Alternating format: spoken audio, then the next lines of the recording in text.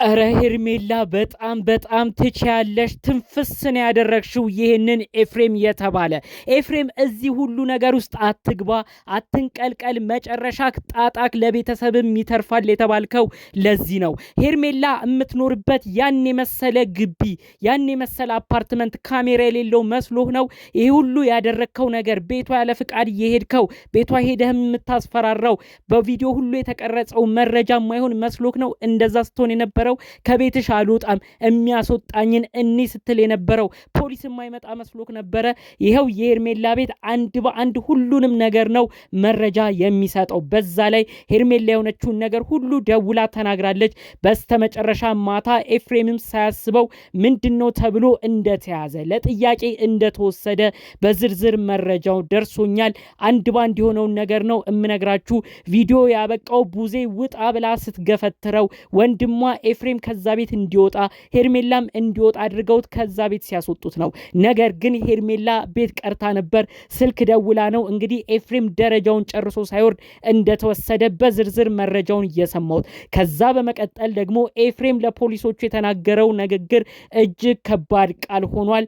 እሱም ሌላ ጣጣ እንዳያመጣ ከወዲሁ ተፈርቷል። አንድ በአንድ ነግራችኋለሁ። 2 ደቂቃ ብቻ ሰጥታችሁ እንድትሰሙኝ ነው በማክበር እምጠይቃችሁ።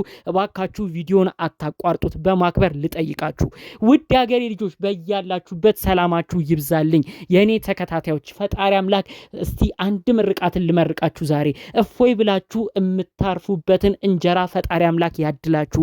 በድካም በስራ ያላችሁ ስራም የሌላችሁ በሐሳብ በጭንቀት ውስጥ የምትገኙ ውድ ቅን የሀገሬ ልጆች እኛን ላይክ እያረጋችሁ ቪዲዮአችንን እየተመለከታችሁ የምታበረታቱ ከና አብርሽ ሩታ ሄርሜላ ጀምሮ ሁሉንም ዩቲዩበሮች የምታሳድጉ እውነት ባላችሁበት ፈጣሪ አምላክ ጤናችሁን ይስጥልኝ። እኔ ለሰው ልጅ የምመርቀው ጤናን ነው። ጤና ያለው ሰው ምንም ማድረግ ይችላል። ጤና በእጃችሁ ሲሆን ነው ሁሉንም ማድረግ የምትችሉት። ለሁላችሁም ጤናችሁን እንዲሰጣችሁ አብዝቼ እለምንላችኋለሁ። አብዝቼም እኔ ወንድማችሁ እመኝላችኋለሁ።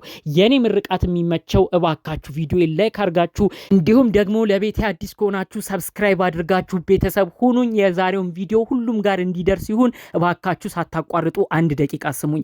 ኤፍሬም ትናንትና ዛሬም ባረገው ነገር በስተመጨረሻ በፖሊስ እንዲያዝ ሆኗል። ቪዲዮ ላይ ልብ ብላችሁ ካያችሁ የኤፍሬም እህት ቡዜ ነች እንግዲህ ናኑጣ ብላ ይዛው የወጣችው። ሄርሜላ ወደ ኋላ ቀርታ ለፖሊስ ደውላ ነበረ።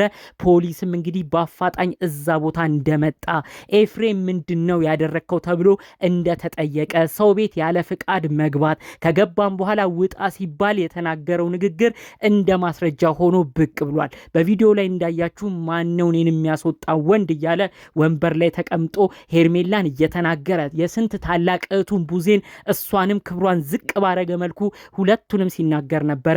ታዲያ የህግ አካላቶች ያሉት ምንድነው? አንድን ሰው ያለ ፍቃድ ቤት ውስጥ መገኘት ያስጠይቃል። በዛ ላይ ውጣልኝ እየተባልክ አለመውጣት ራሱ ከዘረፋ አንድን ሰው ከማስጨነቅ የሚተናነስ ጉዳይ አይደለም ብለው እንግዲህ ለጥያቄ እንደወሰዱት። በተለይ ደግሞ ይቺ ጥያቄ አቅራቢዋ የከሰሰች ካካል እንደዚህ አይነት ነገር በተደጋጋሚ የሆነብኝ ነው ብላ እንደከሰሰችውም ጭምር ነው የህግ አካላቶቹ ኤፍሬምን ወስደው ይህንን ነገር የነገሩት ማለት ነው። ደረጃውን በስርዓት ወርዶ ሳይጨርስ ነው በማታ እንግዲህ የተለያዩ ህግ አካላቶች ኤፍሬምን እንደወሰዱት መረጃው የተሰማው ማለት ነው። ሄርሜላ የምትኖርበት አካባቢ አፓርትመንቱ በጣም በጥበቃ የተከበበ በካሜራም የታጀበ ዙሪያውን በጣም ጥበቃ የሚደረግለት ነው።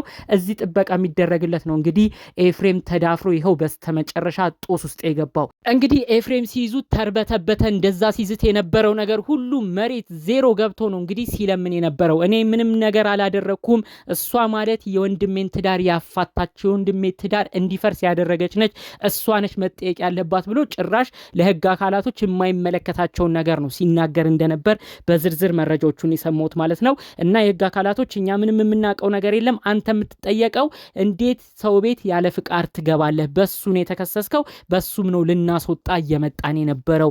ልዩ ኃይል ሆነን እንግዲህ ሰውን ማስጨነቅ ሁሉ እንደማትችል ልንነግርህ፣ እንደዚሁም ደግሞ ልትጠየቅ ምን እንደምትፈልግም ልትመረመር ነው የተያዝከው። ከዛ ውጪ ቤተሰባዊ ግንኙነታችሁ አይመለከተንም ብለው ነው እንግዲህ የህግ አካላቶቹ ሁሉ ያስቆሙት። እንግዲህ ኤፍሬም ምናልባት ካሳደሩት ነገር ላንመለከት እንችላለን።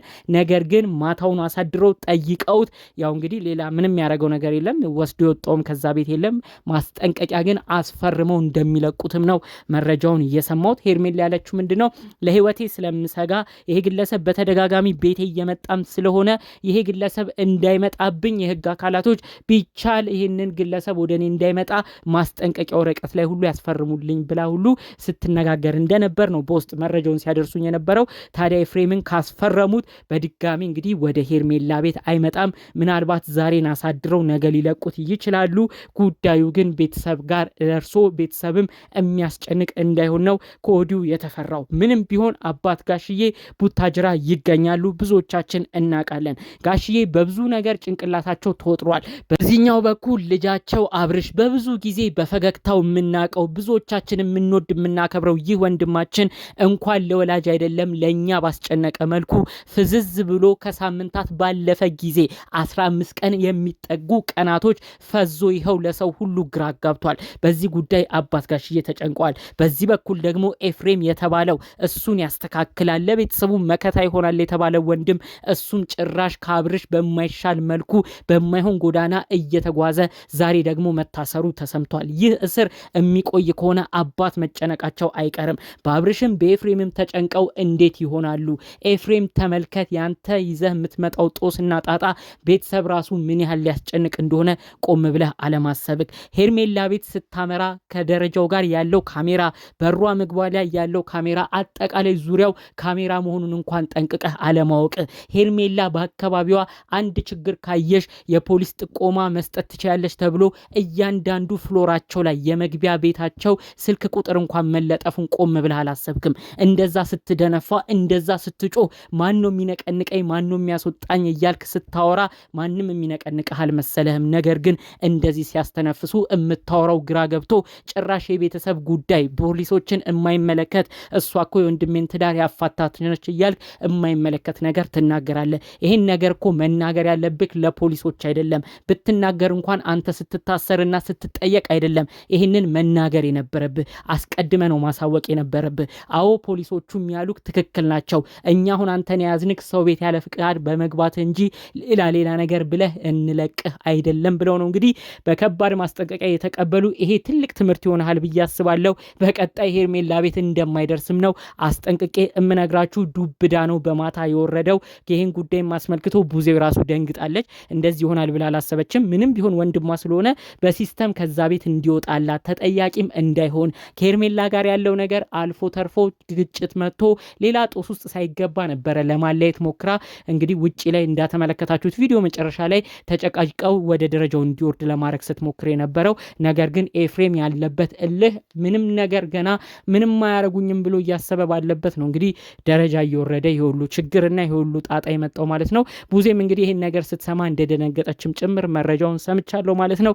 እመኑኝ ከዚህ በኋላ ሄርሜላ ቤት ድርሽ እንደማይልና ማስጠንቀቂያ ወረቀት ተሰጥቶት እንደሚፈርምም ጭምር ነው በዝርዝር መረጃውን እየሰማሁት ማለት ነው። ብዙዎቻችሁ እንደገመታችሁት ፖሊስ ጥሪ ሄርሜላ ዝም አትበይ እንዳላችሁት ቪዲዮ ላይ ፖሊስም ተጠርቶ የሁሉ ነገር በህግ እንደተያዘም ነው መረጃውም አሁን በፍጥነት ተያይዞ የተሰማው ማለት ነው። ይህንንም ላስደምጣችሁ ነው አሁን ከመሸ አመጣጤ። አጠቃላይ በምታዩት ነገር ግን እናንተ ምን አይነት ሀሳብ ምልከታ አላችሁ? እባካችሁ በጨዋነት ያላችሁን ሀሳብ አስተያየት ብታሳውቁኝ ደስ ይለኛል። በጠቅላላው ግን ይዤ የመጣሁት ይህን ይመስሉ ነበሩ። በሌሎች ቪዲዮቻችን እስክንገናኝ ሰላሙን ሁሉ ተመኘውላችሁ። ሰላም።